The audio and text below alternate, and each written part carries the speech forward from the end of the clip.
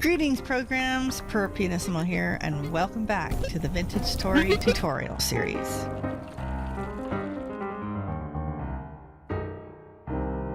Okay, our pit kilns are happily burning and we are on a mission to go do some foraging. I want to head, well, first of all, we need to get out of this area because it's definitely affecting me negatively.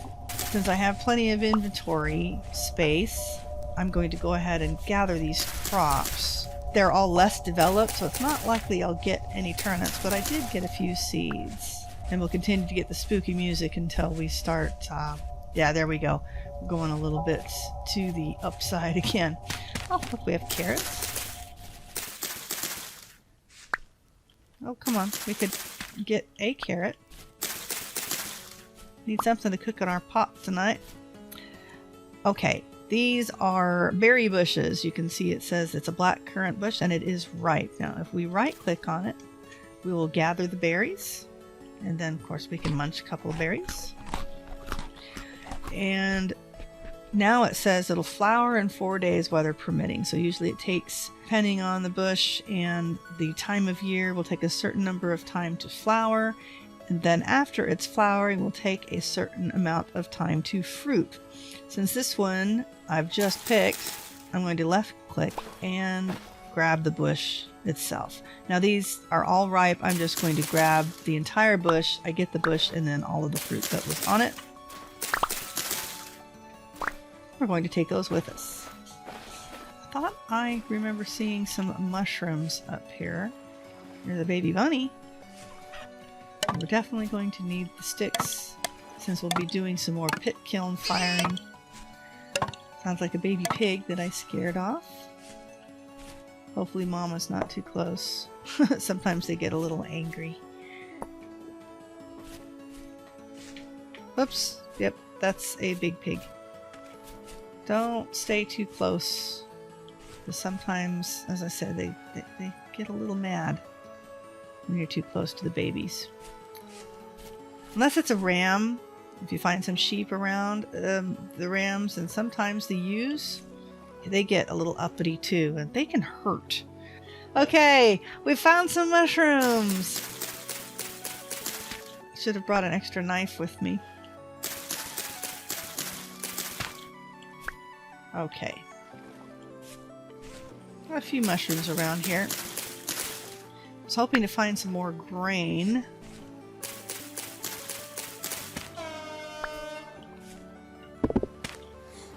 Now, if you right-click with an empty hand or with a hand with flint in it, I'll pick up the flint. Same thing with the stones and the sticks. If you don't have an empty hand, you can left-click and smack it a couple times, and it'll pick those things up. This has got quite a few mushrooms here. Here is another stand of blue clay. I'm going to go ahead and get another stack of clay. See if we can spot any more berry bushes in this direction. There are a few. Okay, now this one says it will flower in 3 days, so it's not really very close to having any fruit on it. I'm going to go ahead and grab it. This one not much closer. So we're going to grab those and move those closer to our camp. Now remember to dig from the top, because if you don't, the sand will fall on you and cause damage. Here's something else that's interesting. But you can see the saguaro up here. Okay, I thought there was some fruit up here. See how I'm pointing to the top of the saguaro and it says cactus tip with fruits. You must use a knife for this. You need to right click and then you can gather the saguaro fruit. And it actually will heal 1 hit point. Here's a nice find. Now I have a texture pack that actually colors this a little bit darker. This is Terra Preta. Now we're going to need, we can always just mark this as a location too, but since I have plenty of room to store things, I'm going to go ahead and gather it. Terra Preta is the best soil that you can use to grow crops on. So We'll go more into detail about that later. For now, since I'm here, I'm going to go ahead and grab it. Aha, berry bushes. Empty. This one's flowering. We may go ahead and leave that one there. And come back for it. I'm going to put the food in the vessel because it should protect it a little bit longer from spoiling. Now let's head north back towards our spawn point because I think that's where I would like to make our little house. So I think somewhere around this area, ooh, more clay, like looking out at these interesting little formations here and having the traders right behind us, I think this is a nice spot to build our little place. Aha! We're going to get some turnips from that one.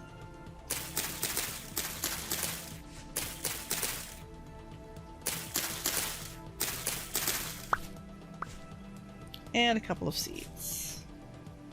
There's another ripe one. Hey, some turnip stew in our future. There's even more crops. This looks like soybeans along with some mature ones.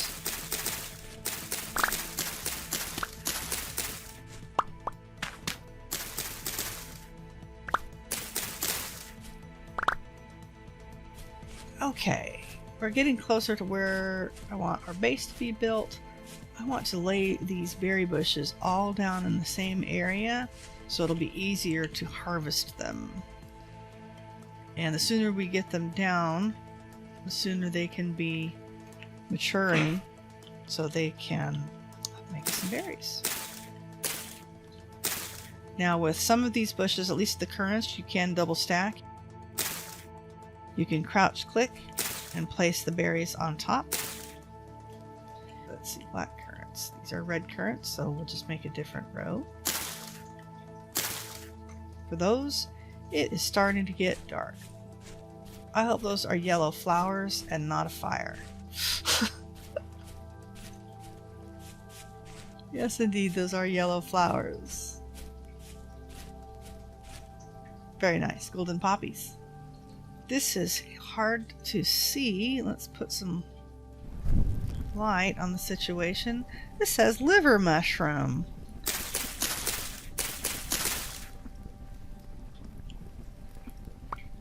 There we go. Let's take a look. 1 eaten, 80 saturation. Okay, we have another okay to eat mushroom. One little spawn spot. It's kind of a shame. I don't know if digging around the tree might give it more spawn spots on this side of the tree. Don't know enough about them yet, but let's find out. Okay, we have black currants, and you can see we have black currants in here as well. This one says fresh for 1.3 days. This one is 1.5 days. And if we grab them both and stack them, usually it will combine them without a problem. And it looks like that my berries are staying fresher when they're on me. That's a bit of a shame, actually. Let's see, 1.4, 1.7. Okay, so it's only vegetable and grain that it will improve, so we should pull all of this other stuff out, I suppose, for now.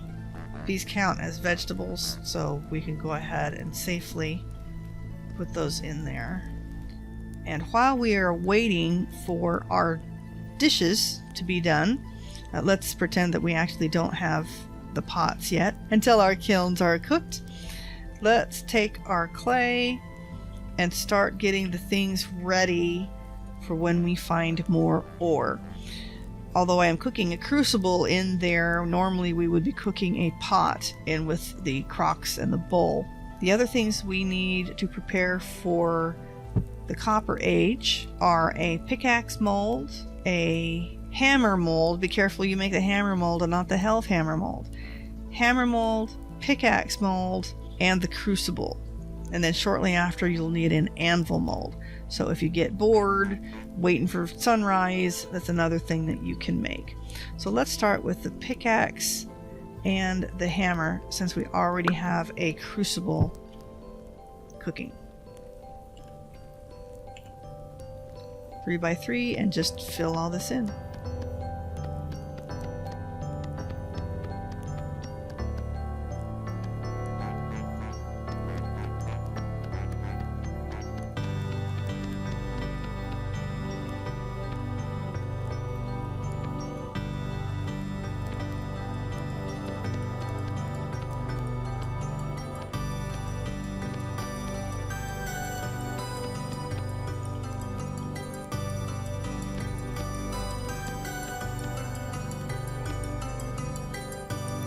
And I don't need to pick it up, we can just leave it right there.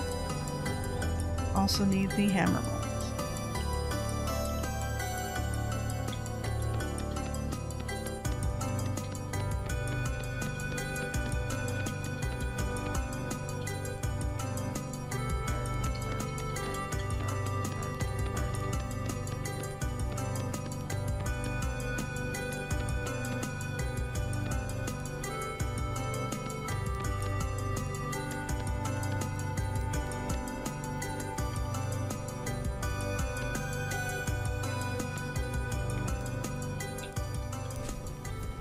Let's grab a little bit of firewood, and we'll want to cook these when our kilns are free. Since we do have a spare pot, we will pretend our kilns are already done, and we have our pot. With an empty hand, open the fire pit. Let's take our cattails out and put the pot in there. Now you can start experimenting with different foods. I do know that I can cook grain, the 2 grains here, and then I can put the currants here. I wonder if I can put the saguaro in here. Right. When you do this, you lose the hit point bonus that you can get from eating it directly. I'm just going to put the 2 black currants in there, and that will make 2 servings of flax porridge with mashed black currants. Wonderful. Let's put some wood on there and grab our torch. You'll crouch click to light the fire pit. Now if you right click on it again, you can watch it heats it up, and these will cook, and it also cooks faster the less you have in it. You can put a maximum of 6 servings into the pots. You could take the mushrooms and the grains and the soybeans, your fruit, and kind of play around with them to see what you can make. Or you can press H for your handbook, look under guides, and it should be under crafting mechanic meal making. It's right up there at the top, and it will tell you the different combinations that you can use. Porridge, that's what we're making right now. We have grain in the first 2, and then we have fruit in the second 2. It looks like one of our kilns is done, which is very good because we're going to need these things. Got 2 crocks,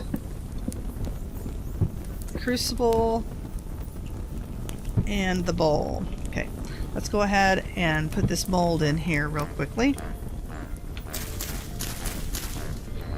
Got our grass, our sticks, then we'll need some firewood. Let's put these things down. And it looks like our stew is done, and it'll pop over on this side when it is complete. So we can shift click this down here, use our bowl, and grab a serving out.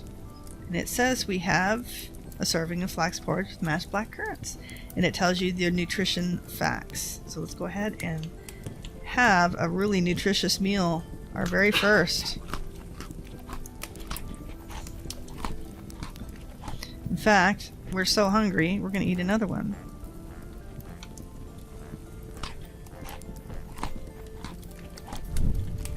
Let's put this pot back on the stove and let's go cook up some of those mushrooms. Okay, let's start with some mushrooms. Perhaps 3 mushrooms here. And then 3 more mushrooms. I don't know if they have to be the same kind or not. King Bullet mushroom stew. Let's add some more mushrooms quickly before it finishes cooking.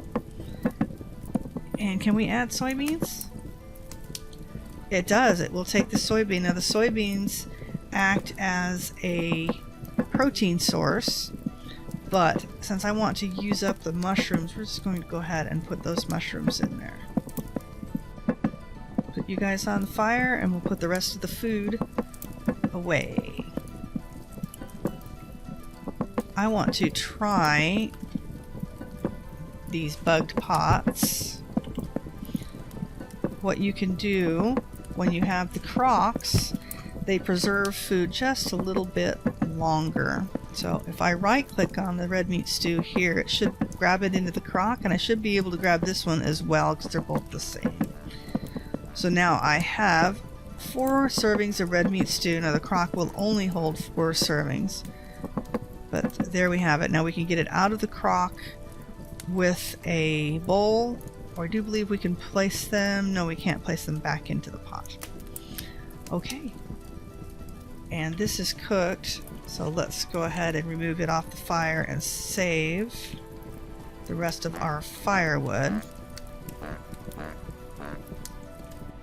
Now you can see how when I cook these things, it satisfies a whole lot more than if you just eat the raw food, which is why I find it important to try to get the tools and supplies made to cook your food fairly quickly, especially the early food when you don't have very much of it. It's better to do what you can to make it last longer.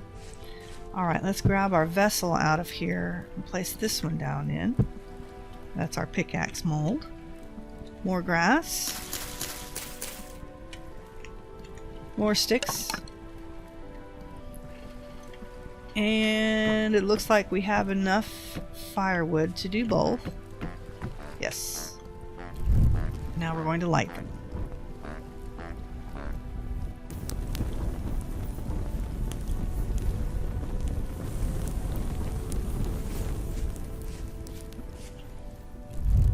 Let's put our storage vessel down. And yes, it still says other 1.27, so things will actually expire more quickly if I put them in there, other than vegetable and grain. Kind of a bummer. Let's put our mushrooms in there and our turnips. Put our pot here and grab that into a crock because that will make it last longer. Actually, 4 servings of red meat stew. This is 3 servings. Let's go ahead and grab a serving out with our bowl. Alright, here it says we have 1 serving, but we've only got 3 bubbles down of our hunger. It shouldn't eat the whole thing. There we are. So we have 0.3 servings left in our bowl. So that's one way to preserve food as well. It won't eat the entire thing. Alright, let's put our spare crock there. These pots will also fit all in one square. Unless we find more grains to cook them with, we'll need to just eat this fruit directly. I had a little bit of extra wood, so we'll go ahead and make some firewood out of it and place it down. Another successful day and night. We went foraging and found a bunch of foodstuffs and crops and some seeds and even some Terra Preta. We came back and got our food cooking utensils out of the kilns, started firing our things in preparation for ore processing, and we cooked up some of the food on the stove. So that's really good progress. We have some food to last us for a little bit. I think tomorrow we need to go searching for some ruins go gather some cobblestone and perhaps some extra goodies and start thinking about building a shelter. Thank you so much for joining me, and until next time, play hard, die often, and leave a good-looking corpse.